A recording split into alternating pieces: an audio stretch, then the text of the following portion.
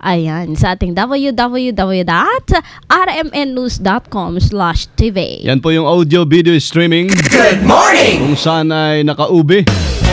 Yehey! Naka-ube! Ngayong umaga, si Partner Joy. Good morning! Ako naman ay pagdilaw. Naka-lemon. Lemon color. Sa lahat po ng mga pamilya namin, mga friends namin, classmates. Kayo yung mga nangunguna sa mga pinasasalamatan namin, ha? Good morning! Let's sa magandang balita. Magandang morning balita. Good news sa Metro Manila. Ngayon na. Tayo po natin mga kasama sa lungsod na Makati kung nasaan ang DCXL. Ang JP Rizal Street ay malapit lang sa amin. Ngayon, bubuksan noon na Makati ang JP Rizal Street sa two-way traffic hanggang Easter Sunday. Good morning! Iyo pang magbigay daan daw sa installation ho nung tinatawag na kubol. At talaga kubol. Alam ni Jento, taga Makati to eh.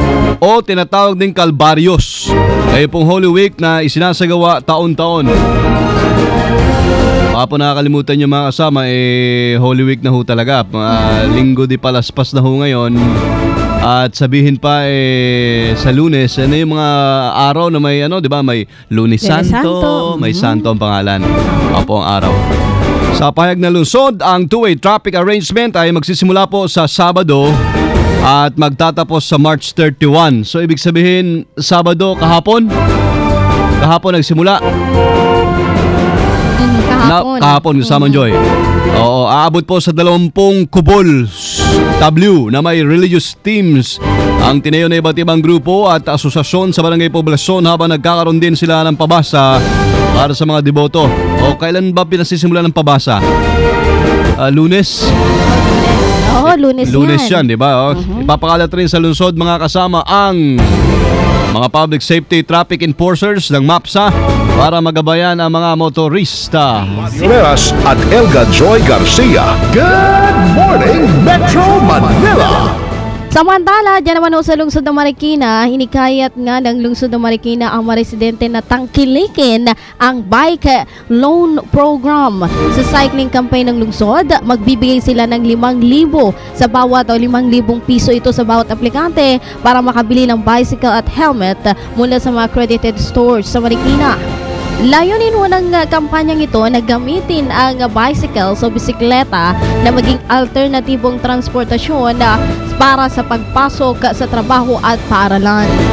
May nabatid na ang mga maglo-loan ay makakatanggap ng libreng maintenance services sa kanilang mga bisikleta sa City Bikeways Office. Sa ngayon ay sinasagawa ang Cambio del Mundo, isang bike event na ibinahagi ang mabuting dulot ng pagbibisikleta sa katawan ng tao at sa kalikasan sa Marikina River Park. Excellent! Napakaganda, no? Maganda. Magandang exercise yan. Exercise yan ni kasamang Audrey, Siyempre. Ay, ganun ba? Oo. Saan siya bumibisikleta? Ayan. The Port? Yun. Dito sa may parte rin Ayala. Ayala. McKinley. Ayan. Gusto ko nga din sana Ganda magbike kasama Joy dahil marami ka napupuntahan, nakikita at the same time na exercise yung katawan. Hindi mo pa nasubukan ulit? Hindi pa nasubukan Hindi pa. dito. Metro Manila. wala Subukan mo tayong one time panahon dyan sa Quezon City Circle. Maganda rin ang bisikletahan dyan. Maganda rin. Di ba ang MMDA natin may libreng Bike lane. bisikleta pwedeng Mayroon naman. Pero kaya lang, kung along EDSA ka magbabike kasama Joy, with all due respect sa mga nagbabike na dyan, Good morning! parang ramdam ko, mas marami ka makukuhang pollutants Ayan, tama yan. Diba? So, parke-parke na lang siguro. At saka delikado din kasamang body. Delikado rin sa pambagay yan. Thank you! Tuloy sa good news. Magandang morning balita. Good news sa Metro Manila. Ngayon na. Ayos yung piti ko doon. Yung pala, wala nang good news. Meron pa ba? Meron pa. Ay, naka-Joy pala. Ikaw nakakasama, Joy. Good morning! Bira. Ayan, dito naman naging matagumpay ang paglulunsad ng Earth Hour kagabi yan kung saan libo-libong Filipino ang nakiisa sa taunang world event na ito. Sa Sa araw-araw na paggamit natin ng kuryente, tinatayang aabot to sa isang 125 kilowatts ang nakukonsumo ng bawat pamilyang Pilipino kada buwan o katumbas ng 2,000 pesos halaga ng kuryente. Ayon ho sa World Wildlife Fund, madalas tayong nag-aaksaya ng kuryente na hindi lang kakaroon ng masamang epekto sa kalikasan, kundi dagdag gastos din para ho sa pamilya ho yan. Kaya nilunsad ang Earth Hour para imulat ang publiko sa pagtitipid ho sa kuryente. Hindi lang Pilipinas ang nakilahok dito, maging ang buong mundo. Tama. Yan. At sinabi pa ng World Wildlife Fund, 4 na taon nang nangunguna ang Pilipinas. Wow, congratulations. Sa dami ng nakikilahok dito kung saan umabot pa sa 12 milyon noong 2012. Galing naman. Sige. Kaya pala kagabi madilim. 1 hour lang naman. Good morning! At po nang yan, mga kasama, unang bahagi palawan ng programang inyong pinakinggan. DZXL. Good morning, Metro Manila. Ating Sunday morning, 7:30 to 9. Pero malay nyo, sa April 7, Ayun. baka mag 8 to 9, 8 to 10 tayo. Anak ko, 2 hours na 2 hours na tayo. Dadagdagan. Dadagdagan na naman ang blessing. Happy listening lang sa lahat po ng mga taga-Lupon sa pagre-repaso at pag-uuri ng sine at telebisyon. OMTRCB. Good morning! Yung pala ang Tagalog doon. Excellent! Si Attorney Toto Villarreal at sa lahat ng mga staff niya, good morning. Good morning! Mario Meras at Elga Joy Garcia. Good morning, Metro Manila. Oras sa DZXL 558 at alas 7:47 ng magandang morning. Tata RMN. That portion was brought to you by The Bar. So wonderful. Bigyan mo ako ng taga-kwento, haluan mo ng komikero, dagdagan mo pa ng musikero, at ang kasiyahan ay sigurado. Yan ang timpla ng barkada, huling-huli ang saya, tulad ng paborito nila. Emperador Light, gawin mo light. Ako po si John, dating construction worker. Kambal ng pagpursigi ko ang sakit sa likod, kaya sagot ko ang sipag. Ang sakit sa likod, sagot ng Alaxan FR. Bilis alis ang sakit ng katawan at maga, kaya ang dating extra, ngayon, forma na. Tulad ni John, hugutin ang tagumpay mula sa aray. Galing mo, Alaxan FR. Ibuprofen paracetamol is the generic name of Alaxan FR. If symptoms persist, consult your doctor. Skin infection alert. Sa isang bayan na inaatake ng buni at scabies, may isang sabon na laban sa skin infections. Alamin natin kung ano ito. Tiwala ako sa Dr. S. Wong's Sulfur Soap. Bakit? Ano ang meron sa sabon na yan na pwedeng panlaban sa skin infections? Dahil ang Dr. S. Wong's Sulfur Soap ay isang sabon na may bisa ng 3, germicide, fungicide at parasiticide pa. Wow! Dr. S. Wong's Sulfur Soap. Also available, Dr. S. Wong's Sulfur Soap, scented with moisturizer. IPI, 50 years of quality products. 558 DZXL. DZXL. Good morning, Metro Manila. Elga Joy Garcia. Good morning, Metro Manila. Buwabati muli sa lahat ng mga kaibigan, kasamahan natin, kapamilya, kapuso, kapatid. Good morning! Radio Veras, kasama siyempre. At syempre, yun din yung bagong kasama, di tanak apo Cagayan, Joy Garcia. Ngayon pong beautiful Sunday morning ay mapalad tayo makasama sa linya para lang maintindihan o maunawaan natin at baka sakaling nakalimutan na natin kasamang Joy at kayo na nakikinig sa atin kung ano hubang kahulugan. At sa paglabas nyo ngayon ng bahay, ang dami hong may dalang palaspas. Opo, Palm Sunday pala sabi nyo. Pero ano ibig sabihin yung palm na yan? Diba? Ano bang sinisimbolo niya? Ayan. Ayan, at syempre, napakaswerte din natin dahil magpapaliwanag ko. At syempre, ay kasunod na rin ng syempre, pagpapakita ng kalagahan ho nitong Palm Sunday na tinatawag ko natin si Archbishop Oscar Cruz. Good morning, Archbishop! Good morning po sa inyo. Hi, Archbishop. Good morning si Buddy at si Joy. Musta po morning? Okay naman po. Nakapag-breakfast na po ba? Paano po? Nakapag-breakfast na po kayo, sir? Hindi pa po. Pare-pares tayo, Archbishop Cruz. Diretso na po kami sa nais nating may share lang sa mga nakikinig din ngayong umaga, Archbishop Cruz. Ano po ang kahulugan ng Palm Sunday? Ang totoo pong kahulugan ng Palm Sunday ay ang kabaligtaran ng Good Friday. Yung po kasi yung Palm Sunday, yung mga tao nagbubunyi sa pinagbunyi si Kristo, makan, may mga dalang palaspas, ang dinadakila. Tingin ko po yun. Pero pagdating po ng Biyernes Santo, siya po'y nilalait, siya po'y dinuduran, siya ay hindi lamang talagang sinaktan, kundi yun nga, pinutungan ng koronang tinik, hinagpas, pinakusap-kus, pinatay. Yun po ang magkagabay. Kung Palm Sunday at saka Good Friday. Kung paano nagbabago ang isang tao sa kanyang pakitungo sa Diyos. Minsan, malapit na malapit, minsan malayang-malayo. Parang kabalintunaan, yung irony niya, no, na Archbishop Cruz. Nung pagsalubong, talagang lahat di magkamayaw ang tao, ang daming nagwawagayway ng palaspas, pero pagdating ng bandang huli ay wala na. Ups and downs. Talaga, Pero yung mismong palaspas na hawak-hawak ng mga taong ito, meron pa bang ibang pakahulugan doon, Archbishop Cruz? Yung literal? Yung po talagang nung araw, pagka po ikaw ay darating at may mga palaspas sa hawak ang mga tao, yun po ay pagbubunyi. Ngayon, sa simbahan po, yung palaspas na yan ay pagbubunyi nga ng tao. Gusto ng mga nagsisimba na pagkatapos ng bendisyon, ibigay ang palaspas na yan sa simbahan. Ang simbahan po ay tatago yan hanggang matuyo. Yung Hercules sa Wednesday. Yung Ash Wednesday. Tapos yan ang sunog. At ang po ng mga po. Teka muna. At sinasabi po, Archbishop, tawag ulit kami saglit. Nagpuputol-putol lang po mga sama. Last 3 minutes din para kay Archbishop dahil busy rin sila. Naman, mapapaisip ka kasamang Joy, no?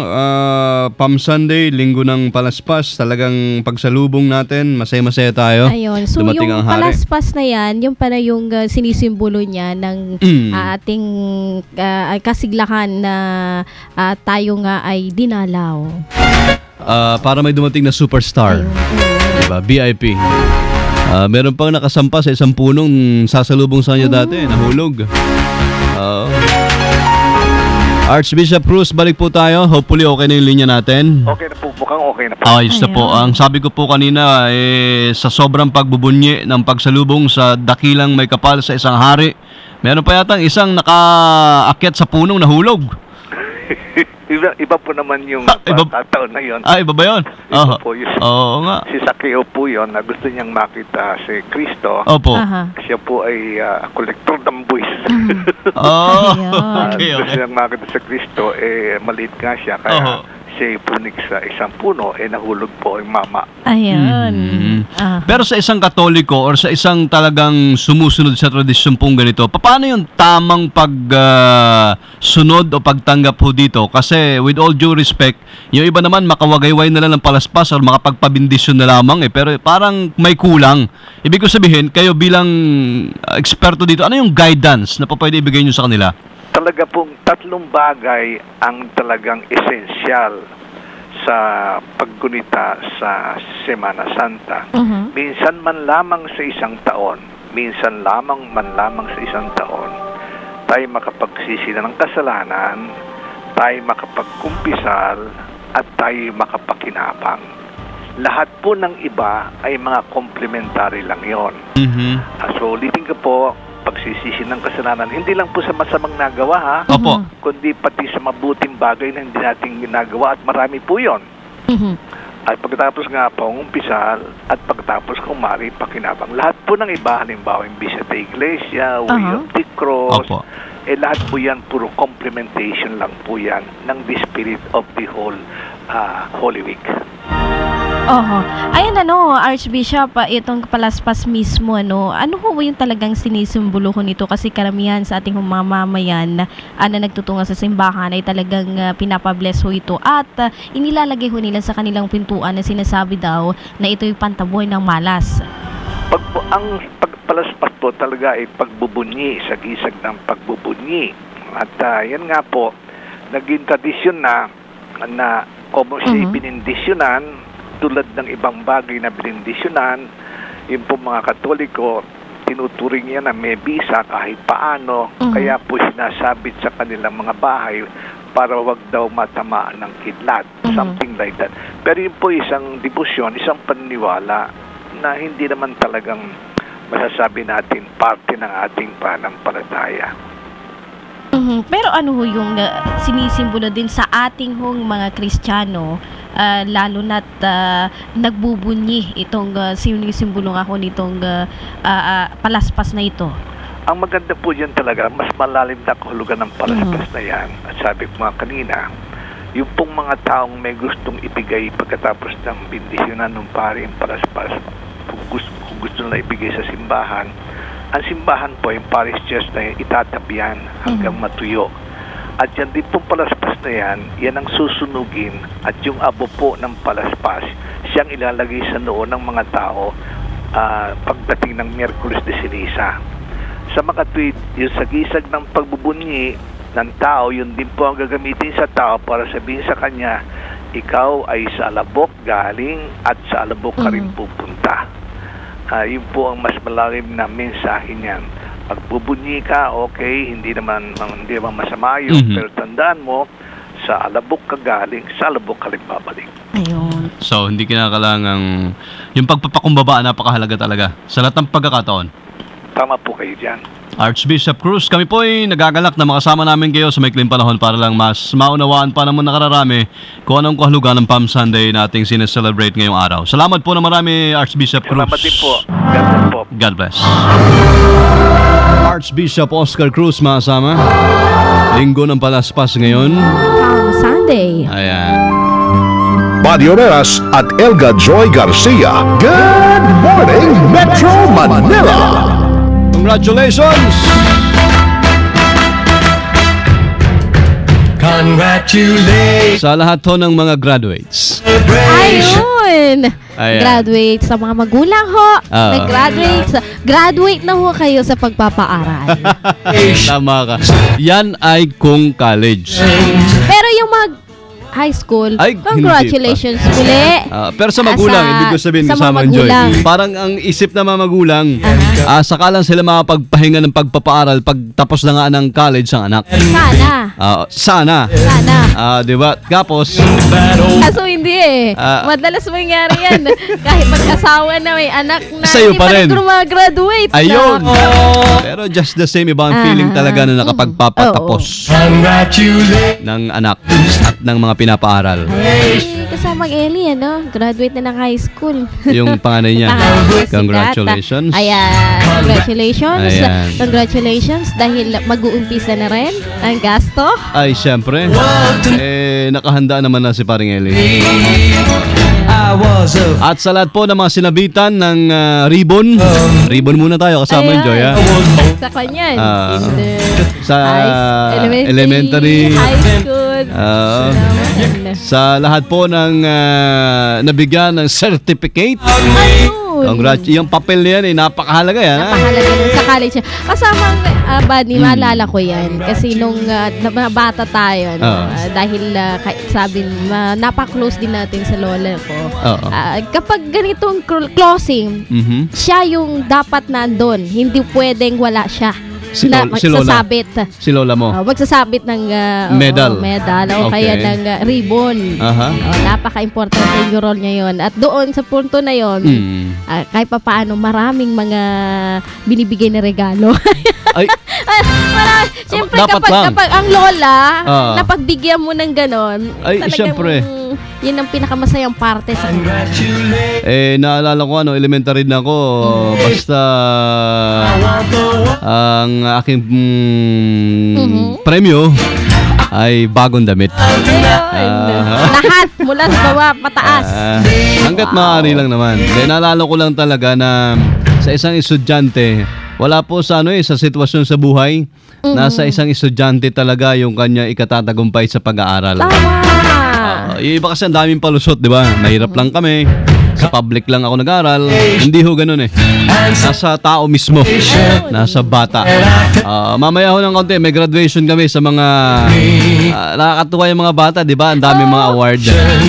Natutuwa yung mga magulang. Ay talaga. Pipili ka na lang kasamang Joy ha, kung saan ka best ha. Mamaya bibigyan kita ng award. May graduation tayo.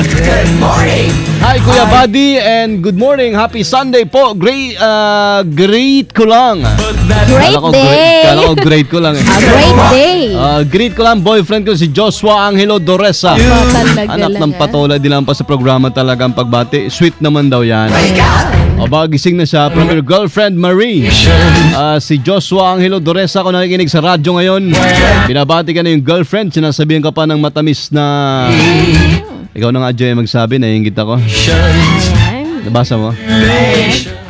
Hindi. Mahal. May nauna I pa. love you daw. Mahal. Mama, chup chup. Nilagdagan ng gano'n. Salap na yan mamaya. Good morning pala, din dyan sa bahay. Lagi din silang nakikinig nanonood din. Kay Ate Lala. Si Lala? Kay Jun. Ayan, kay Mama Tirpa. Sino pa? Mama? Oo. Ayan. March 24 today, birthday din ni John Sanosa and Lani Cruz. Sa aming pagbabalik, DZXL Sunday Issue namin ngayon pong Sunday ay tungkol po sa kahandaan nating lahat para sa Holy Week. At ilan po sa mga kausap natin ngayong umaga ng Sunday kasamang Joy ay ang panig ho ng pulisya. Meron tinatawag pong NCRPO. Alamin natin mamaya yan. Nasa linya nating panauhin na una nating nakasama sa programa. Kung natatandaan nyo pa mga kasama ng live. Kita nyo naman.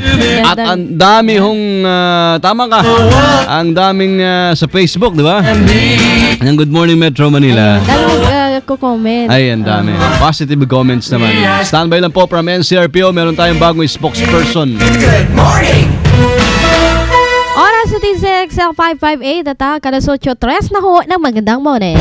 Tatak RMN. Ito ang DZXL 558 Tatak RMN.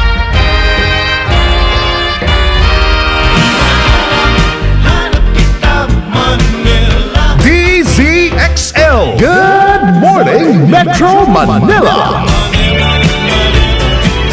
Inulit lang po namin muli mga kasama ang telephone number sa DZXL. Kung may nais kayo itanong sa ating guest or may gusto kayo iparating na tanong, pwede po kayong kumunik sa amin sa mga landlines namin. 882-2374 882-2371 882-2376 at 882-2378. At pwede rin kayong mag-text sa amin sa Globe. Globe ang sasabihin ko. 0927-863-7771 0923-911-8899 para sa Sun. At sa Smart ay 0921-431-1044. Adioneras at Elga Joy Garcia. Good morning, Metro Manila. Ay umaga live sa telepono. Kala ko sa studio. Please welcome sama ang bago hong NCRPO. NCRPO stands for National Capital Regional Police Office. Sana tama ako dun sa mga salita na yun, no? Ang kanila pong bagong babae na tagapagsalita, walang iba kundi si Senior Inspector Kimberly Gonzalez. Captain Kim, magandang umaga po sa inyo, ma'am. Good morning, ma'am. Good morning, Buddy. Good morning sa inyong lahat at sa yung mga tagapakinig. Magandang umaga po. Kamusta po ang beauty rest natin, Captain Kim? Mabuti po, mabuti. Ay, very good. Kulang pa. Kulang pa. Ayan. Oo nga, no? Nagising talaga. Nagising talaga ng Good Morning Metro Manila. Una sa lahat, nung una namin kayo naging guest, Captain Kim, sa CIDG po kayo. Yes, ako yung Okay. I was the project manager ng Project Angel Net with Anti-Transnational Crimes and Cybercrime Division. At spokesperson na rin ng aking dating boss na ngayon ay nag-retire na, si Attorney Samuel Pagdilaw. That's right. And then, ano nangyari? Ba't napunta po kayo sa NCRPO? With the transfer of yung ating provincial director ngayon ng Quezon, si Police Senior Superintendent Carlos. Opo. Nangailangan yung ating regional director ng ating serbisyo sa pagiging spokesperson at pagiging administrative officer na yun niya. So, na-reassign ko ako sa NCRP. So, talagang nalilinya ka, ma'am, dun sa mga ganitong klase or nature ho ba ng mission? Yung pakikipag-usap. Oo, sa publiko at sa media. Matagal naman na po kasi ako sa field. I spent over 8 years naman sa field. Ngayon naman, ito yung aking bagong linya. Tama nga yun. Tama. At nag-enjoy naman kayo? Maganda rin na ako yung nagsasa publiko dun sa mga programa ng kapulisan. At syempre po, ako rin yung nakakasagot dun sa mga katanungan ng publiko tungkol sa mga gawain ng pulisya. At saka may ibang touch or may flavor pag babae yung nagsasalita tungkol sa masasamang nangyayari sa lipunan. Di ba? Medyo parang nagme-mellow down kami ng konti ron, ma'am Lalo na't napakaganda ni yung paliwanag. Approachable pa. Okay. Babae pa, nako. May yung pala yung purpose, Captain Kim, una sa lahat, ang NCRPO, pag sinabing NCRPO, ano ang ibig sabihin? Ano yung saklaw nito? Tama ka din, buddy, yung National Capital Region Police Office, sinasaklawan natin yung 5 distrito ng buong Kamaynilaan. So, yun yung ating 5 distrito, yung ating Eastern Police District, Manila Police District, Quezon City Police District, Southern Police District, Northern Police District. So, lahat-lahat na yun, nasasakupan natin with over 9 million of population. Mas malaki yung population na hinahawakan ng NCRPO with over 18,000 police officers na nakakalat sa buong metro. So anong ratio nun? Minsan kasi maling impression pag sinabi nating Metro Manila, ang alam lang nila yung sa Manila, Manila City. Tama, pag ginamit nating word na metro, kasama na lahat yung buong Kamaynilaan, NCR. Yung 16 cities and 1 municipality. So we have 1,000 kung di ako nagkakamali, 1,897 na barangay. Dami. In Metro Manila. ng kapulisan. Pero ang daming tao dyan. Punong-puno. Marami kasi tayong yung workers na nanggagaling sa mga karating natin probinsya, nagtatrabaho lang sa Maynila, tapos umuuli din in the evening. Yung transient, kumbaga, parang ang dating lilipas. Marami tayong transient workers. So, Captain Kim, anong ratio ngayon ng isang pulis, ilan ang binabantay niyang tao sa Metro Manila? Generally, actually nationwide, ang police to population ratio natin is 1:1,798. Wow. I suppose. So kulang from the ideal natin na lagi nating sinasabi na 1:500. At least. Dapat. Oo, at least. Sana sa isang pulis. Actually, kung iisipin pa nga natin, kung parang sa realidad, pag inisip natin isang pulis sa 500 na tao, parang hindi pa rin halos kaya. Opo. Ano ibig sabihin nun? Hindi rin kaya. Ibig sabihin ko, konti ang gusto magpulis? Hindi naman. Marami din naman gustong magpulis. Kaya lang po, syempre, sinusundan po natin ano yung programa ng ating gobyerno. Depende rin sa budget. Kasi hindi naman hindi naman madaling magpa-training. Malaki yung kakailanganin ng gobyerno natin. Kaya sa last year, we were supposed to recruit 10,000. So sana makumpleto ngayon. Depende rin dun sa budget na ibibigay sa atin ng gobyerno para maisakatuparan natin yung programa. Ayun. Pero kung ating mong pagbabatayan, gaano ho ba karami ba yung bilang ng mga pulis natin dito sa NCRPO? Ang NCRPO, meron tayong 18,000 strong police officers. Oo, meron tayong 18,000. NCRPO alone yun. Ito ay nakabase dun sa bago nating yung recruitment. So, sa buong Pilipinas, we have a total of 147,000 and 18,000 nasa Manila yun. Kaya kung mapapansin natin, malaki yung number na nasa Metro Manila, no? Pero we have nothing to worry about kasi ang ginagawa ng kapulisan, yun naman, doon pumapasok yung ating tinatawag na mga force multipliers. Ayan, yung 18,000 na yan, kapag ganitong Holy Week, gaano karami yung pulis? Madadagdagan ba yan? O kulang pa yan? Or kinukulangan pa? Hindi yan sinukulangan. Yan, it remains the same. Everybody stays on alert. In fact, nung pa man January, talagang nag-declare na ang ating regional director, si Police Director Leonardo Espina, ng full alert sa buong Kamaynilaan para bantayan natin yung ating mga vital installations at yung ating mga places of convergence na tinatawag natin, yung maraming tao. Hudyat yan nung pag-uumpisa ng ating election period with COMELEC.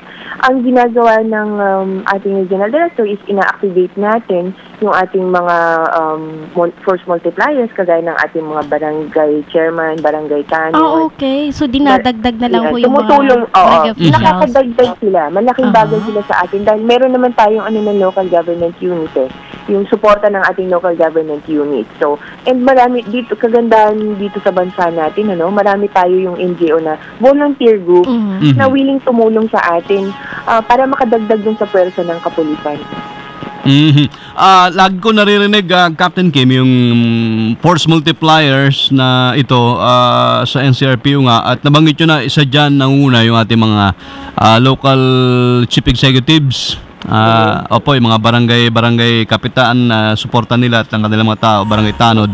Yung mga security guards ba kasama rin dyan sa force multiplier na yan? Yes, oo.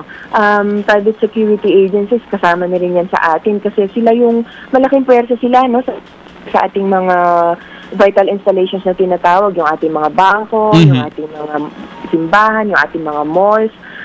Kung papansinin natin, marami dyan, karamihan dyan, yung uniform at saka yung mga covert security officers nila na tinatawag natin. Yung mga nakabarong, kung mapapansin nyo minsan, di ba marami sila. Malaking bagay at malaking tulong sila sa atin. So, ang ginagawa nga natin is, lalo na at the verge of this Lenten season, nakikipag-coordinate tayo sa kanila. And ito yung kumbaga ang makabago ngayon talaga is yung participation ninyo, actually ng participation ng media at ng social media rin, kasi malaking bagay na ngayon yung ating internet, yung ating mga websites, yung ating Twitter, Facebook, yung mga importante yan ngayon we reach out to the new genre by using social media, and dun sa mga wala namang kakayahan, dun naman natin nagagamit yung mga written, yung mga broadcast, yung mga dyaryo natin, kayo, yung mga local na radio stations, nakikinig, kung mapapansin natin ngayon, malaki na yung involvement nyo at yung reach nyo sa mga tao So, madali rin namin transmit sa kanila yung aming mga programa through the media. So, malaking pasasalamat namin dahil nandiyan kayo para mai-announce namin agad-agad yung mga programa natin at yung mga kailangan natin isakatuparan pagdating sa mga season na kagaya nitong Lenten season natin. Tumaba po yung puso namin, ma'am. At una sa lahat din, nais nating sa pagbabalik natin, commercial break lang tayo, Captain Kim. Tututok po kami ni kasamang Joy dito na nga sa Peace and Security ngayong Holy Week at ang mga ginagawa pong programs ng NCRPO when it comes dun sa siguro pag-update or pag-level up sa usaping ito. Diyan lang po kayo, ma'am, please. Mario Reas at Elga Joy Garcia. Good morning, Metro Manila. DZXL Sunday issue. Belated happy birthday lang pala kay paring Alvin Barcelona ng Radyo Inquirer. Happy birthday! And belated happy birthday din kay Tuesday Sago ng DCWB. At kay Tia Pusit. Happy birthday! Oras sa DZXL 558. Tatak kalas 8:15 na ho ng magandang morning. Tatak RMN DZXL 558. Estasyong walang pagkiling o pagkampi. Ihahain sa madlang nakikinig ang lahat ng anggulo ng bawat issue upang mapag-aralan at maisaalang-alang tungo sa tamang pananaw ng nakararami. Dito lamang sa DZXL 558, ang bagong kasama mo. 558 DZXL. DZXL. Good morning, Metro Manila.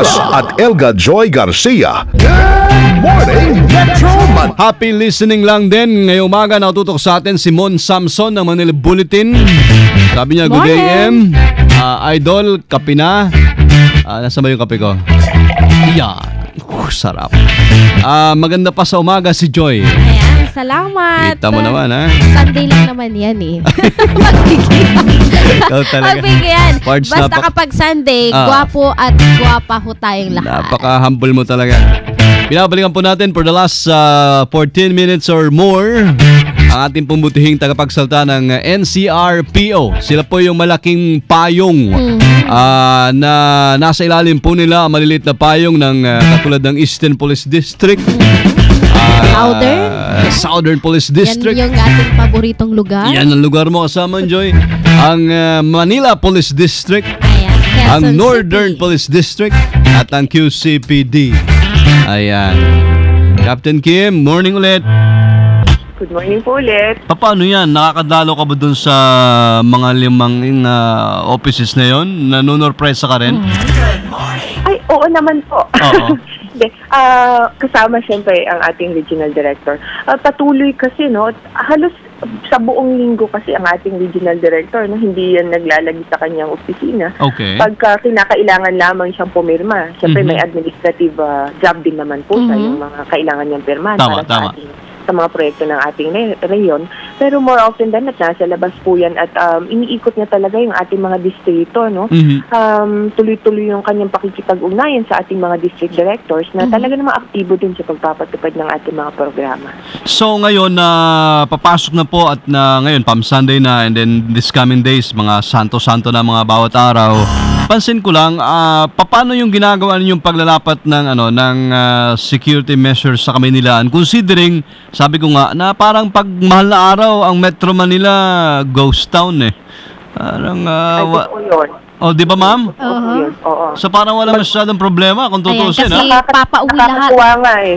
Oo nga eh, sarap mag-drive, ma'am. Nakakatuwa nga siya tingnan eh, pagka Holy Week. Kasi ako po, taga Baguio ako, no? So baliktad naman yung buhay namin. Tama. Pagka Holy Week, ang daming tao sa amin. Sa Baguio. Parang, bakit naman ganitong, parang hindi kami nakakanamdam ng ganun, pero nakakatuwa dahil nga nagtatrabaho na po tayo sa Maynila.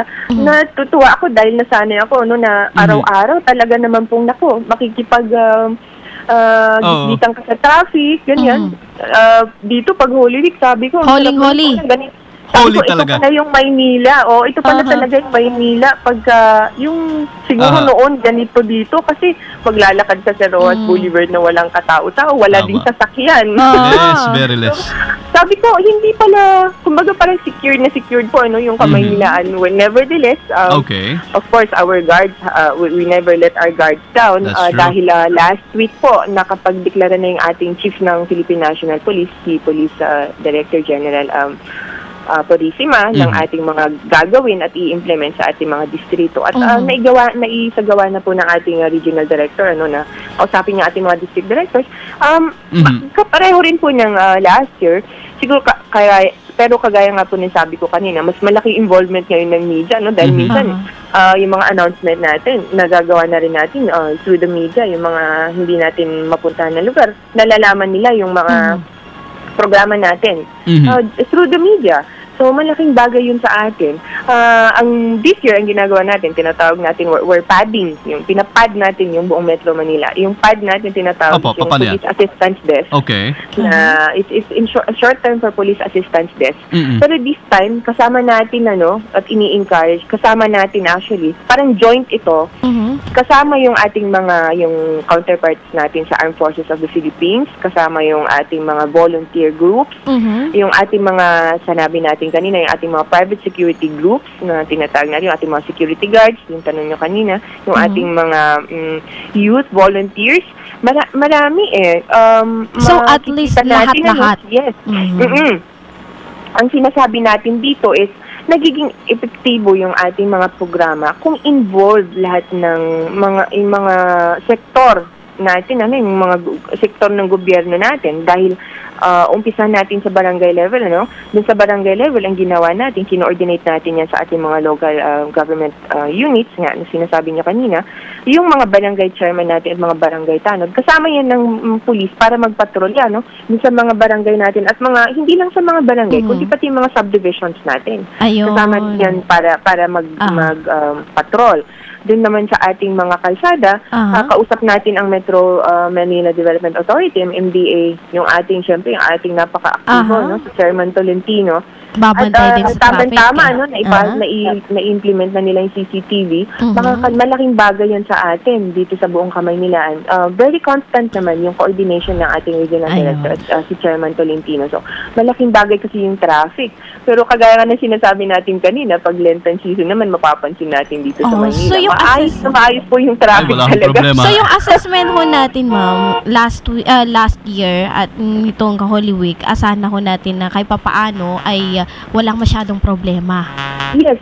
Actually, ang pinaka-concern natin, yung mga terminals natin, mga exits, yung pag-alis ng ating mga tao, yun ang una sa concern natin, dahil kung mapapansin natin, siyempre yung ating mga kababayan, siguro sa sobrang excitement, ang daming bitbit, o kaya siguro dahil din sa trabaho, medyo late naman ng mga ticket nila, hindi natin din masisi, kasi minsan, siyempre may kanya-kanya tayong gawain. Ngunit lagi natin ini-encourage at pinapaalala na kung pwede, medyo agahan nila yung kanilang pagbiyahe, kaya pagpapareserve na yung ticket para hindi sila magka-problema dun sa ating mga terminal, kasi ang nangyayari, dun sila natutulog, minsan doon nagkakawalaan ng anak, ng bagahe. So, nakatatag din doon, itatatag din natin doon yung mga assistance. So, ibig sabihin na dodoblehin yung magbabantay doon ng mga pulis. Ang mahirap pag dahil yun yung ating laging na-observe, yearly, yun ang nagiging problema natin. Dito sa Cubao na lang, talaga makikita mo yung ating mga terminal, punong-puno ng ating mga kababayan, ng tao pa, yung rushing to go home. So, this year, ganun din. Talaga kasi pagka nagbibiyahe tayo, we're gauging 4 to 5 million sa biyahe pa lang. Ang dami ng ating mga biyahero. So, itatatag din natin doon yung ating mga Joint Police Assistance Desk na tatauhan ng mga nabanggit natin kanina. Ma'am, yung nabanggit kanina ng Public Assistance Desk, ang concentration nito mainly sa mga bus terminals, pier, ganyan? Hindi naman. Hindi naman. Hindi po pwede dahil nasa na rin tayo, kalagitnaan ng ating preparasyon para sa election period. Okay. So itatayo natin yan sa mga bus terminals, sa ating mga mall, at dun sa mga places of convergence. In fact, where inaaral ng ating kapulisan, ng inyong kapulisan, kung magtatayo rin ba tayo dun sa ating mga MRT. Pero yun nga, inaano natin dahil nga pag Holy Week nga, yung mga tao naman, wala namang trabaho. So, nagiging maluwag yung ating mga daan at yung MRT natin, nagiging maluwag din yung mga yan. So, ang ginagawa natin, dahil nga medyo nabanggit natin sa kakulangan ng pulis natin, pinofocus natin kung saan nagko-converge yung karamihan ng tao, which is pagdating sa season na yun yung mga terminals natin. Pero hindi natin pababayaan yung ating mga malls, syempre, yung ating mga banks, syempre, patuloy pa rin yan yung pagpapatrolya natin. At syempre po, yung checkpoints natin, na day and night checkpoints, tuloy-tuloy pa rin po yan. Opo. Anong alert ba tayo meron? Magdideklara tayo ng heightened alert as ordered by our chief ng ating Philippine National Police. Alright. Captain Kim, yung pang nabanggit mo kanina na kasama nyo, kasi the past how many days talaga nakabalandra sa dyaryo. Yung mga CCTV, ano yan? Mainly sa MMDA lang or separately meron din kayo sa NCRPO? Dati pa na nababalitaan namin mga ang dami-dami rin CCTV. Ang Manila Police District, meron na yan existing. Opo. Naging proyekto rin nung dating district director natin. Hindi naman ho, gumagana naman ho. Captain. Gamit yan kasi ang Manila, very populated, thickly populated talaga yan. Yung state of government natin yan. Kaya importante sa kanila yan. Ang nangyari kasi dyan sa ating paggamit ng CCTV, naging localized yan, kinailangan natin yung permiso ng ating mga local government units at syempre yung suporta dahil aminin natin na talagang yung syempre resources namin limited din. And we need the financial support of our local government. So, if the local government has extra, actually galing pa nga po yung mga sinusuporta na nila sa atin, so yung mga extra budget nila na meron silang term din, yung pwede nilang hugutin yun para isuporta sa atin sa peace and order, pag meron po sila na hindi na-allocate, dahil alam naman natin na allocate talaga yung mga budget ng ating LGUs for the whole year, na isusuporta nila yan sa PNP. True enough, kasi we were already activating also yung CCTVs ng Eastern Police District sa pamumuno ng ating district director, si Police Superintendent Laurel, and hopefully the other districts will follow through. Yung sa CCTV ng MMDA, actually sa kanila talaga yun. It's solely for the MMDA, but they already have expressed the support and their openness also to share this with the Philippine National Police, which is a good thing for us. Malaking bagay yan na magagamit natin at siguro the following days magkakaroon tayo ng coordination and probably a lateral training with their operators para makita natin yung gamit ng CCTV at kung ano yung limit at kung hanggang saan yung kakayahan ng mga CCTV na naipakalat ng MMDA. So sa buong Metro Manila, 16 cities and 1 town, ang lahat ng kuha po ng mga CCTV, bagamat ito ay localized, pero meron pa ring Central Operations Center na makikita lahat. Yes. Actually, in fact, I think also Makati City has a CCTV. But that was also supported by the local government, of course. Okay. It's the seat of business in our country, and I think that they're very financially capable to support it.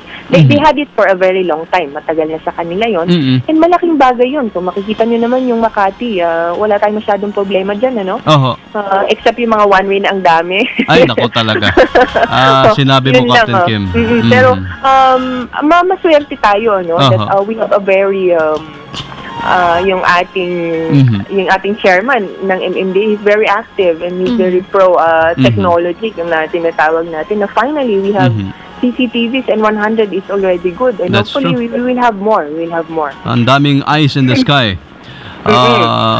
Importante kasi yan makamonitor lang tayo ng mga sasakyan, ng galaw ng sasakyan, malaking bagay na yun sa atin. Bagay na yun sa atin. Pero ma'am, yes, go ahead please. Yeah, I was also told kasi po, yung masabi ko lang yung CCTV, may kakayanan na mag-capture ng ating mga plate numbers. So, malaking bagay yun sa atin para sa kapulisan. So, delikado biglang kumaliwa, ha?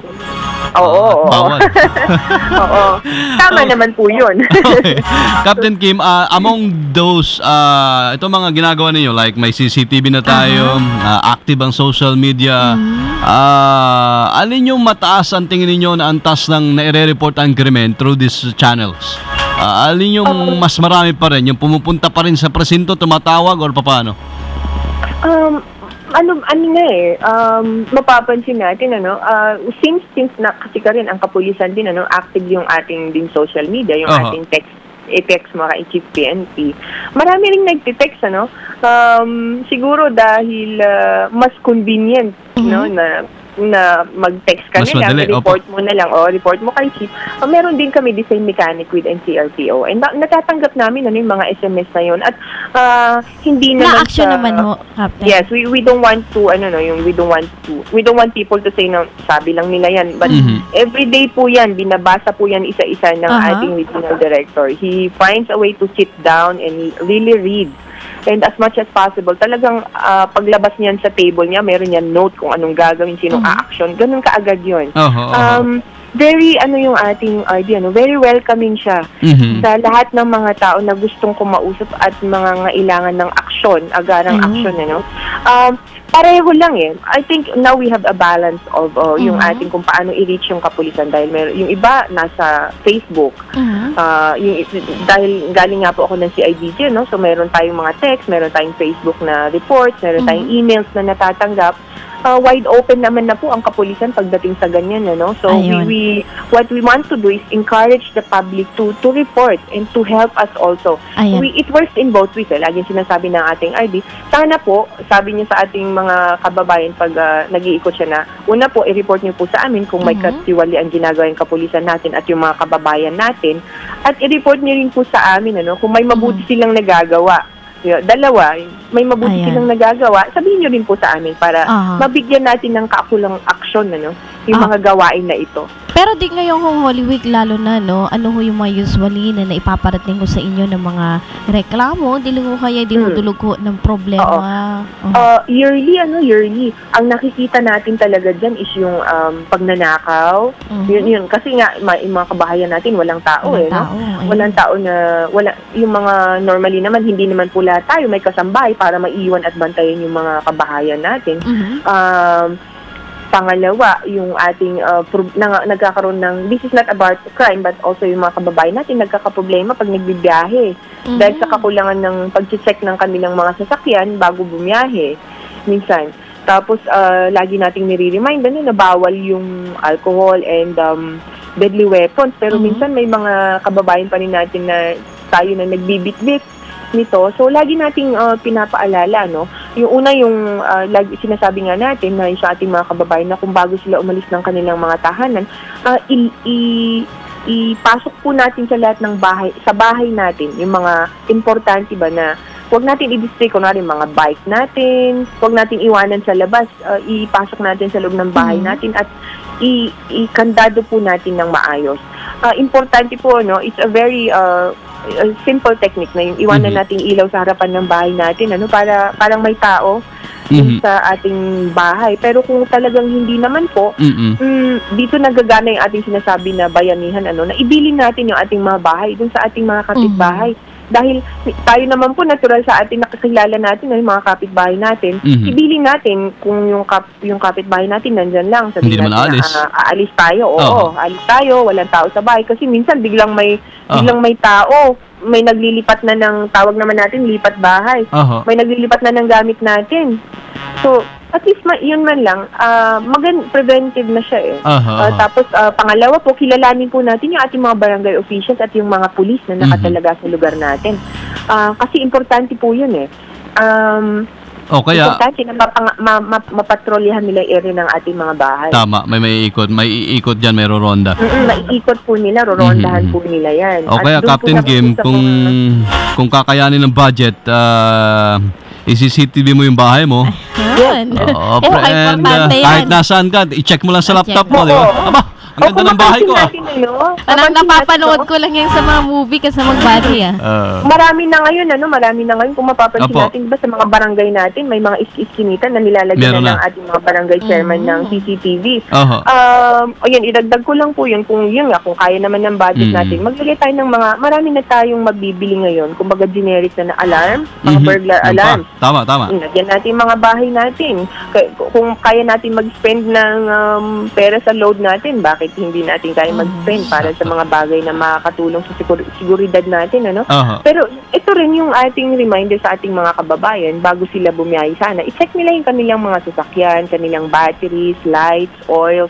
Yung tawag natin dyan, yung blow bags, na kumpleto yun, Yung brake, light, oils, water, lights, yung ating sarili. Importante yun. Tama yan, sarili. Dahil, dalawa lang po. Kung nakainom po, wag pong bumiyahe. Kung hangover, wag po bumiyahe. At wag po sana tayong bumiyahe. Habang nagdadrive po tayo, po sana tayo mag-text. At pinakamasal bumiyahe pag in love ka. Yun. Walang traffic. Okay. Captain Kim, in closing po ay nais namin kayo na magbigay para sa nakinig sa atin ng pinakamadaling paraan para kumunik sa NCRPO in terms of halimbawa may kailangan sila biglaan or emergency ganyan. Ano ba yung hotline or iba pang po pwedeng maibigay yung contact details sa ating publiko para sa NCRPO? Yes, maraming salamat po for having us once again at para maisa publiko natin yung ating mga gagawin ng NCRPO. Itong linggo pong ito, mag-iikot po kami ng ating regional director, si Police Director Espina, para tingnan natin ano yung pag-i-implement ng mga district directors natin ng ating mga programa upang siguraduhin na maayos at secured yung ating mga kababayan sa kanilang pagbiyahe. At ini-encourage po namin muli yung ating mga kababayan na makilahok po at makibahagi sa lahat po ng gawain ng kapulisan para effectively ma-implement po natin ito ng maayos at maging ma-maximize po nila yung tulong na pwedeng ibigay ng ating ng buong pulisya. Kung meron po kayong nais idulog, mag-email po kayo sa amin. Ayan, gamitin natin ang ating social media, ang ordncrpo@yahoo.com. Ulitin ko po, ordncrpo@yahoo.com. Pwede niyo po kami i-email dyan. O di kaya naman po, ay, tumawag lang po kayo or mag-text po sa aming numero, 0939-588-9348. Yan po ang number ng ating Public Information Office. At idudulog po natin sa ating mga regional director yung inyong problema para ma-actionan po kaagad.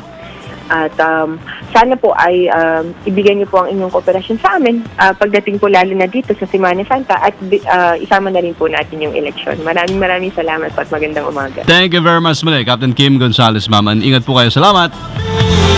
Sama Senior Inspector Kimberly Gonzales, ang spokesperson ng NCRPO. Thank you rin kay Police Director Leonardo Arias Espina. Mario Veras at Elga Joy Garcia. Good morning, Metro Manila. Oras sa DZXL 558, tatak alas 8:36 na ho ng magandang morning. Alam nyo ba, it's faster to make a margarita than it is to talk about it? O eto, pakinggan nyo.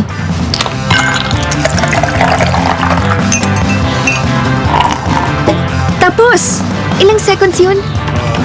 5. See? Introducing the next generation of cocktails from the bar. A refreshing blend of bursting flavors in an exciting new color. Try it! The Bar Margarita! So wonderful! Drink responsibly! 558 DZXL. DZXL. Good morning, Metro Manila. Mga kasama na isang po namin muli na makiramay sa pamilya sa mga naiwan ni Kuya Mardy Guzman Cruz natin. Opo, at ngayong Palm Sunday ay naka-schedule po yung kanyang cremation. Pagkatapos po ng alas 2 ng hapon na misa dyan sa may sanctuarium, corner po ito ng G. Araneta Avenue at ng Quezon Avenue, yung bago ho doon na funeral homes na napunta ko nung kailan ba yun? Sabado Sa sanctuarium. Opo, para ka nasa langit na talaga doon. Alas 2 ang misa para kay Kuya Mardy Guzman Cruz ngayong pong Palm Sunday. At pagkatapos yun, cremation na. Ay, kiramay po muli, ha? Condolence po. Condolence. And then kay Colonel Gumba ay pakiramay din ng Amslay. At ngayon naman siya ilalagak din sa Heritage Park. Opo, pakiramay sa lahat ng mga namatayan at pumanaw sumakabilang buhay, mahal sa buhay. Sabihin pa, isang panibagong hamon po yan, pero naway patuloy kayong patatagin ng buong may kapal.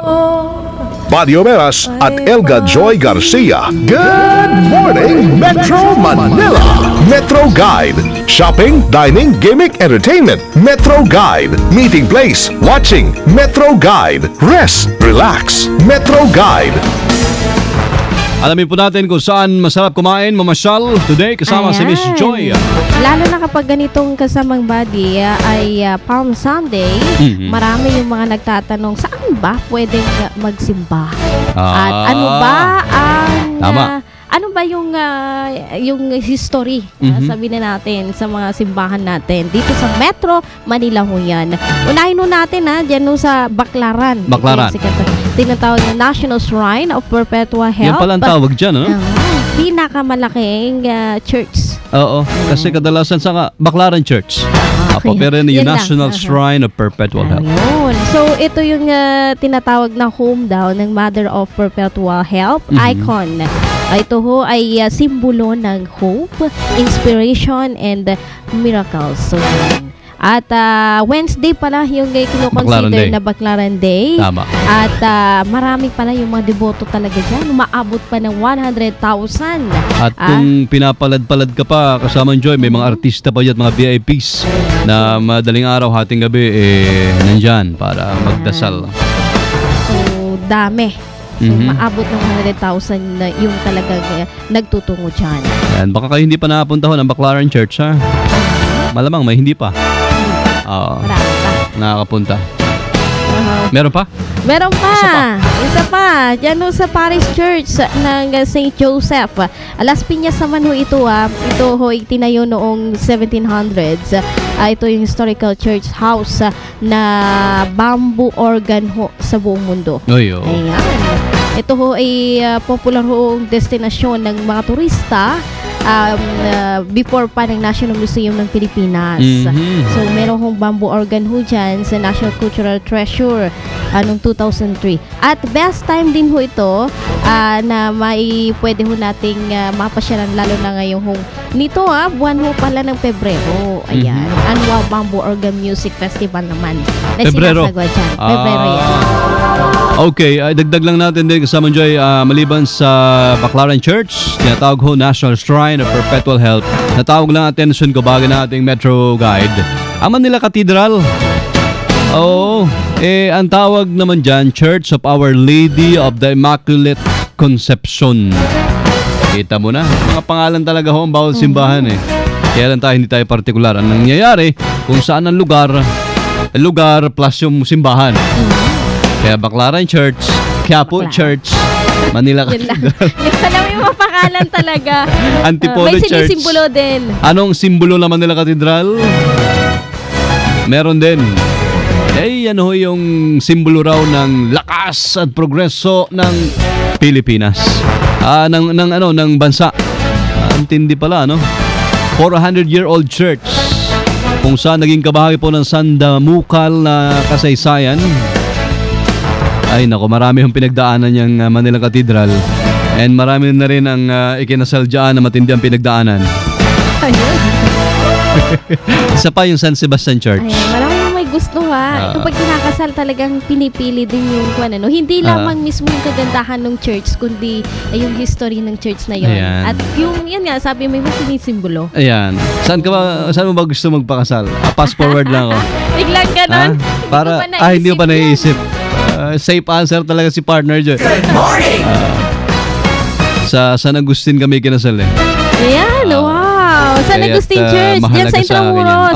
Kasi ito ho yung oldest existing church sa Pilipinas. Ito ho yung National Historic Landmark and burial ground ng Spanish conquistadors. Conquistadors. Yan ba ang tawag na? Juan Salcedo. Ayan, and Miguel Lopez de Legazpi. Ito ho yung piece of Philippine history. At essential ho yan sa mga turista at nagtatap din ho yan na tinatawag na magnificent architecture. Kita mo na. Ayan sa Metro Manila ho ito pinag-usapan namin Baka kala nyo sa probinsya, hindi ho. Yung Manila Cathedral nire-renovate. Apo. San Sebastian ba nabanggit na natin? Hindi pa. Ayan, ito po yung nandyan sa may Claro M. Recto.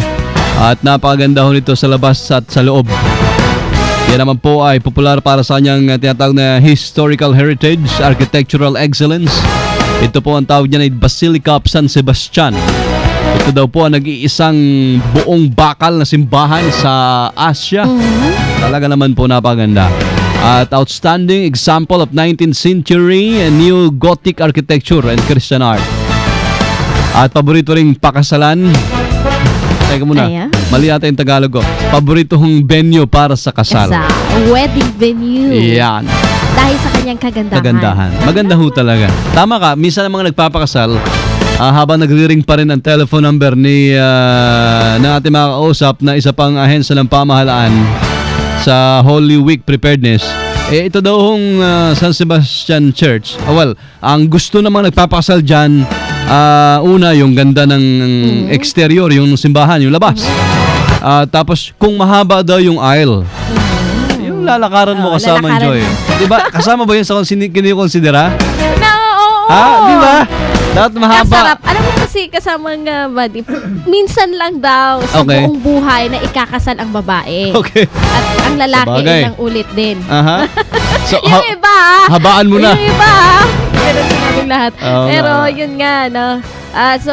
Syempre, yun na yung chance na dapat i-feel mo na. Kaya gusto ng mga pinakasal, medyo mahaba-haba yung lalakaran para mas mahaba yung exposure. Ganun ba yan?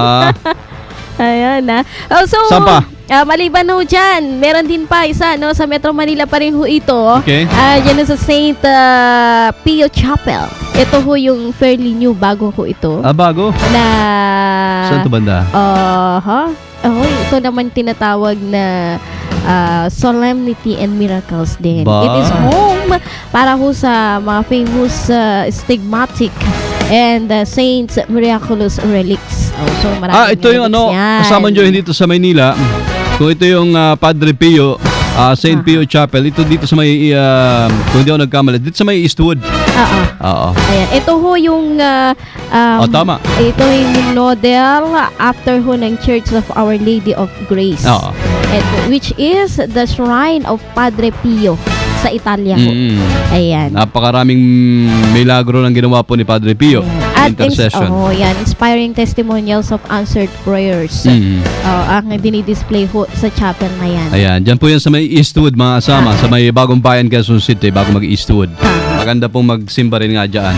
Kaya lang minsan, meron silang pinaghihiwala yung bata. May mga bata, pamilya, ibang lugar nyo. Apo. Nakanood lang kayo sa TV. Good morning! Meron pa tayong church? Meron pa, sige. Ayan, ito naman ho yung ito na, pinupuntahan din natin ito, Quiapo. Quiapo Church, kasama Joy. Ano ito? Minor Basilica of the Black Nazarene. Ayun pala ang tawag dyan. Naku, kung mag-quiz tayo, bagsak ako dito. Ayan. Ito yung, ito yung talagang pinakakilala naman na church dito sa Metro Manila. Every naman ang araw dyan? Friday ba yan? Friday. Ayun, pag Friday, araw ng Quiapo. Pag Wednesday, araw ng Baclaran. So may mga ganun araw-araw ganun din na. So ito ay syempre kinokonsidera nga ito yung revered Black Nazarene icon na ito nga ay nagbimiraglo yung history niya nito, miraculous history nito. Nagbimiraglo at syempre may mga novena kong ginagawa ho yan. Sabi nga, tuwing Friday ho yan. At syempre, yung annual procession ho ng Black Nazarene na ginagawa every January 9. At syempre, pag January 9 ho, sinasabi nga natin, napakarami ho yung mga devoto talaga na nagpo-procession dyan. Ayan. At malapit sa Malacanang, pag Thursday, madalas nandiyan si Brian. Hey, good morning, Brian. Gusto ka na? Ay, St. Jude. Ano nga hinihiling kay St. Jude, Jen? Pag kay St. Jude, pag wala pang boyfriend, tama ba? Punta ako dyan. Wake up! Good morning! Punta ako dyan. Ayan. Sa mga devotee ng St. Jude, ni St. Jude, si Joy pupunta na pag wala pang girlfriend, boyfriend. Punta ako dyan. Alright. Saan pa? Sa Antipolo, ihabol lang natin. Masarap ang suman dyan. Pero bago yun, ang tawag pala sa Antipolo Church, asan yung pangalan niya? Ito. Tama ba? Virgin of Antipolo? Mukhang hindi yan, Antipolo Church na alam ko may pangalan talagang bawat simbahan, mga kasama. Anyway, kung saan man ho kayo mapadpad na simbahan, ang mahalaga, pananampalataya, babaang loob, at ipagdasal, hindi lang para sa pansarili, ha? Para sa marami sa bansa. Lalo't higit. Yan ang Metro Guide. Metro Guide. Shopping, dining, gimmick, entertainment. Metro Guide. Meeting place, watching. Metro Guide. Rest, relax. Metro Guide. DZXL Sunday Issue. Huwag natin sayangin ang pagkataon ngayong Sunday morning sa Good Morning Metro Manila, kung saan ay amin pong tinututukan din ni Partner Joy ang kahandaan ho natin sa Metro Manila, o sa madalit sabi sa pangkalahatan na sa buong bansa para po ng Holy Week. Semana Santa. Sa tanggapan ng busy ngayon, maliban sa ating pulisya ay ano bang Tagalog sa nila, no? May idea ka anong Tagalog ng Philippine Coast Guard? Ayos ka talaga, Jay. Please welcome mga kasama. Lagi nyo naririnig at lagi nandiyan siya. Maasahan si Lieutenant Commander Arman Balilo, spokesman, Philippine Coast Guard. Good morning, Lieutenant. Magandang umaga sa inyo, Buddy, Joy, at mga taga-subaybay ninyo ngayong umaga. Opo, salamat po na marami. At bagamat Family Day today, working pa rin tayo. Sir, una sa lahat, ano pong Tagalog ng Philippine Coast Guard? Itinanong na talaga eh. Tanod baybayin ng Pilipinas. Kita mo na. Ayun! Alam ba natin yan? Tanod baybayin ng Pilipinas. Ayun, tanod baybayin ng Pilipinas. Philippine Coast Guard na lang. Yan yung talagang popular napakalalim. Ako nga, na-research ko pa yung MTRCB, sir eh. Lupon sa pagre-repaso at pag-uuri ng sine at telebisyon. Ayun. Kita mo naman yan. Hindi talaga. Nosebleed din pa ng Tagalog. Sir, gaano nakatagal ang PCG? Actually, century old na siya. Opo. Masitrace mo yung beginning niya nung 1905 American Commission. Sus ko, tagal na pala. Bureau of Customs and Coast Guard ang title niya. Ayun. Ay nawala. Noong 1967, inattach siya sa Navy. Noong 1998, inattach sa DOTC. Tapos, yun na. Hanggang ngayon? Hanggang ngayon, DOTC na siya. Alright. Ang ating pong commandant ngayon ay si Rear Admiral Rodolfo Isorena. Yes, buddy. Siya ang namumuno ngayon sa Philippine Coast Guard. Sir, bago natin puntahan yung kahandaan nyo sa Holy Week, point of informations lang sa marami. Iba yung mga naririnig na ranggo pag Coast Guard ang pinag-usapan, ano? Ng Navy, ng Maritime. Maritime. Ano naman yan, pangkalahatan sa buong mundo. Pareho yung rango namin. So, ang pinakamataas, Rear Admiral? No, it's Admiral. Admiral, full-time? General. Tapos merong Vice Admiral, tulad ng Vice Chief ng AFP. Tapos 2-star, yung Major General. Lieutenant General yung 3-star. And then Commodore is equivalent of Brigadier General. 1-star. Ayun. Sa amin lang, yung captain, yun yung colonel namin. Ay kayo po, halimbawa sir, Lieutenant Commander. Hindi, ako po yung commander, ako po yung Lieutenant Colonel. Lieutenant Colonel. Ayun. Lieutenant Commander is Major. Opo. Tapos ang Lieutenant Senior Grade, yung pag narinig natin si Senator Treglanes noon, ganun captain po yun sa Army. Tapos Lieutenant Junior Grade is First Lieutenant. Ensign sa amin ay Second Lieutenant naman po sa Army rank. Ayun, Ensign. Alright. Ayun. Sir, ito na. Meron kayong tinatawag din bang Oplan ngayong Holy Week? Opo, nakabase yan dun sa pinalabas si Secretary Abaya. Nung Oplan Ligtas Biyahe para sa Quaresma. No? Okay. Ang instruction sa amin ni Admiral Isorena is to coordinate mainly with the private operators ng mga ports, terminals, pati yung shipping company. Kasi ang pananaw namin dito, responsibility talaga ng mga operators ng ports at terminals, yung kahandaan nito at saka yung shipping, yung seaworthiness ng barko. At ang pamahalaan ay in partner with them. At para masigurado rin at makita rin ng publiko na nandun kami, aayuda kami ng gusto. Ayun. So, ibig kong sabihin na paano ho yung ating preparasyon na ho, sabihin na ho natin ngayong Holy Week? Actually, marami nang umalis magmula nung Friday. Nung Wednesday, we conducted an inspection dito sa Manila. Nakipag-usap kami doon sa mga manager ng terminals, pati doon sa may-ari, sa Vice President ng Passage ng Tugo. Nagsisimula ng dumagsa. And fully booked sila at hindi na sila tumatanggap ng hindi na sila nagbebenta ng ticket at tinatanong na lang nila yung mga pasahero. So, in place naman in-inspect namin yung security ng terminal. Meron silang 5 layers of security plus andun din yung K9 natin, andun yung Sea Marshal natin, andun din yung mga quick reaction team in case na manggugulo. Nung umaga, actually, nag-practice pa yung OTS na kung may mag-iiwan ng bomba, anong gagawin ng mga agencies involved. Ito yung pagtutulungan ng mga kasama natin sa pribadong sektor.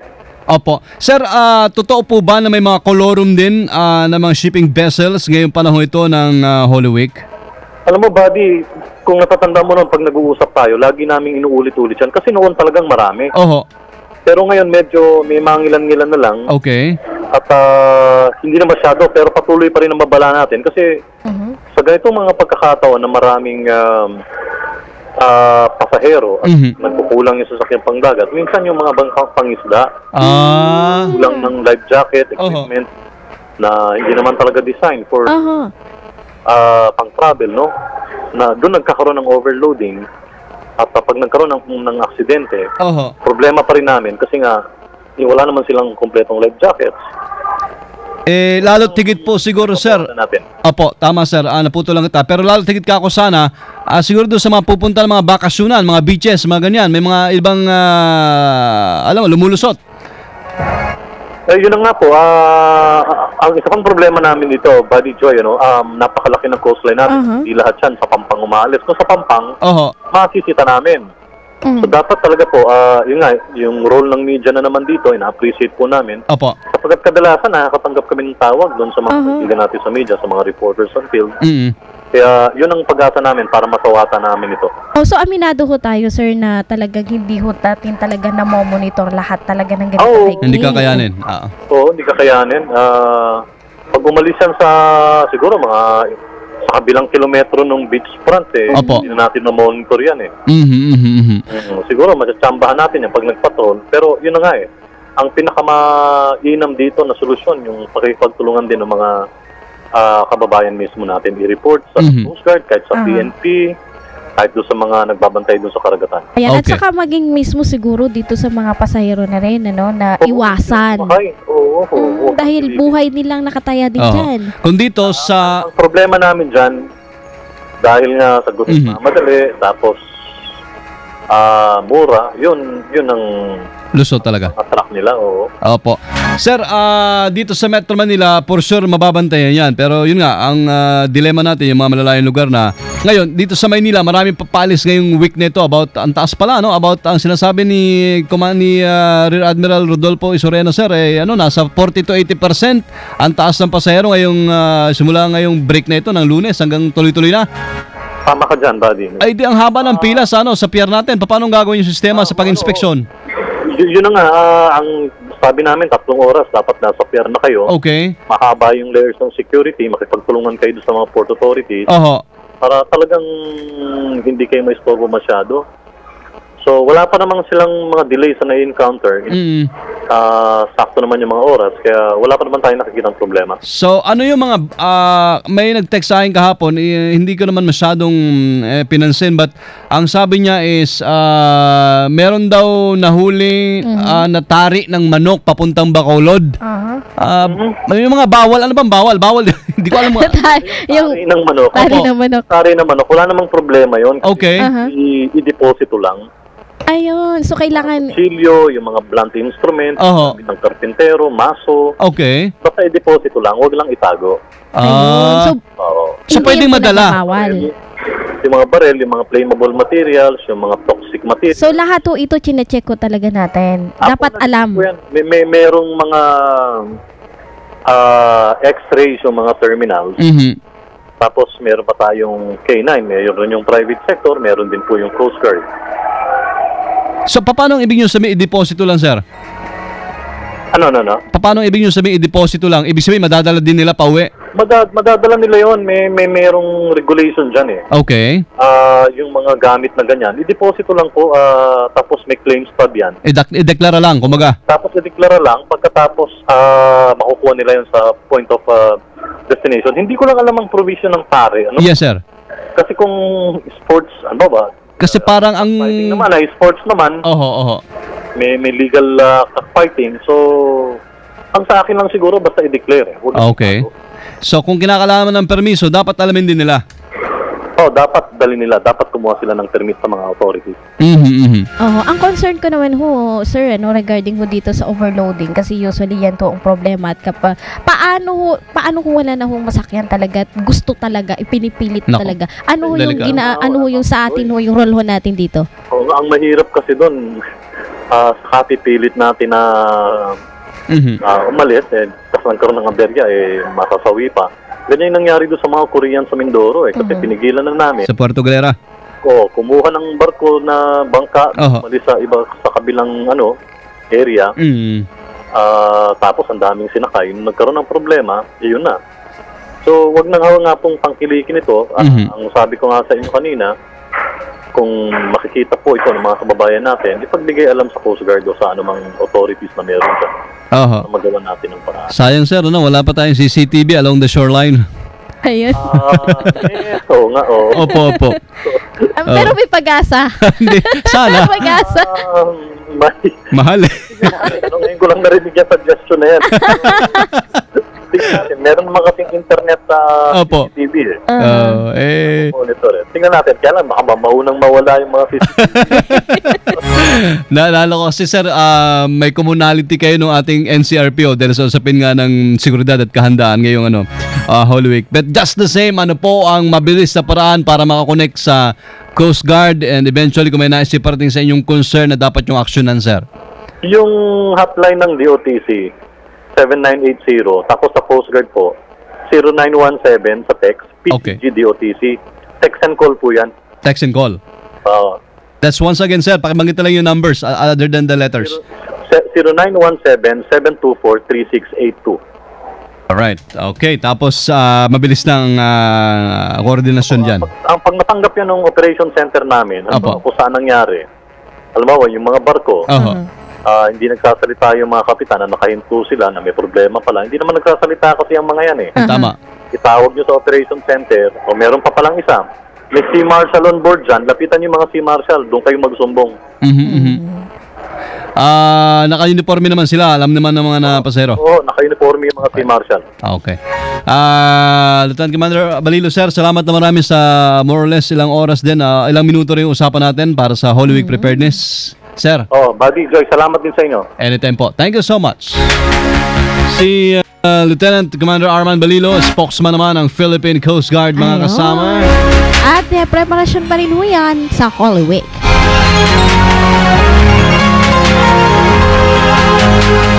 Ay, nako. Paano babantayan ang ilang kilometro yung shoreline ng Pilipinas? Kaya nga, kung may mga tatakas daw kasamang body. Lalayo lang. Tama si Sir Balilo eh. Lalayo lang ng konti doon sa may pampang dyan o sa mga beach dyan. Yung lalim papuntang Puerto Galera. So, ang dami doon kasama yung Joy. Kaya nga, nako, Pilipino talaga, tao nga talagang tigas ng ulo. Pero kung yung binabanggit mo kanina na magpupumilit, pag ayaw ng Coast Guard, talagang ayaw, wala mangyayari. Hindi po pwede. Pero yun nga, gumagawa sila ng paraan kasama ba? Kasi, ay, nako. Katulad sa jeep, pwede kang sumabit. Sa barko, hindi ka pwede magpahila. Delikado yan. Tapos ka sa pating. Mario Veras at Elga Joy Garcia. Good morning, Metro Manila! Congratulations sa lahat po ng mga nakinig sa amin today. Anong gusto mong award kasama Joy? Ikaw ay mamili ka na lang. Most Reliable, Nap de los Reyes. Most Responsible, Richard Ramirez. Naman. Sino ba may gusto award? Most Self-Discipline, Joy Garcia. Naman. Ayaw mo? Ayaw mo ba yun? Anong gusto mong award? Marami pa yun dito. Most Obedient, ayan. Buddy Oberas. Wow. Si Jen, gusto raw niya Most Beautiful, Bite Me. Ayan. Alright. So paano mga kasama? Graduate na ho kami sa oras na ito. Mario Veras at Elga Joy Garcia. Good morning, Metro Manila! Ayan, kasi ho, nako, malapit na yung body na makakasama ninyo ho kami ng 2 oras. Oo nga pala, nabalita ko. Totoo ba yun? Oo. Totoo na yun. Nagreklamo yan. Boss Janelle, good morning. Morning, manager. Kamusta yung mga nag-basketball kahapon? Napagod. Pagod? Yung iba hindi pa daw gising. Yung iba, sakit ng katawan. Oo nga. At gandang exercise yan. Ay, maganda. Na-miss natin yan. Panalo ba kayo, Nap? Panalo? Panalo. For the first time? Iba talaga pag may OJT na nanonood, ano? For the first time, nanalo ano. Pinagbigyan lang. Ganun ba? Boss Chris, good morning.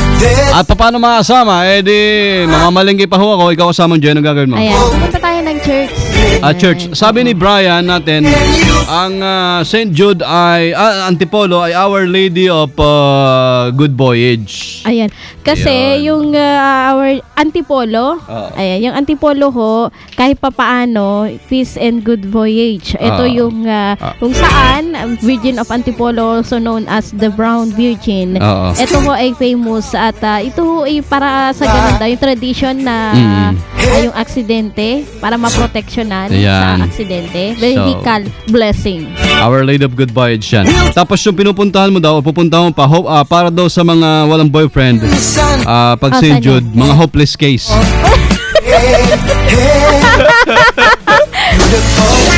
Anak ng patola talaga. Tumpak na tumpak. Pupunta ka dyan. Sige. Hindi naman halata. Hopeless case. Ayos ka talaga.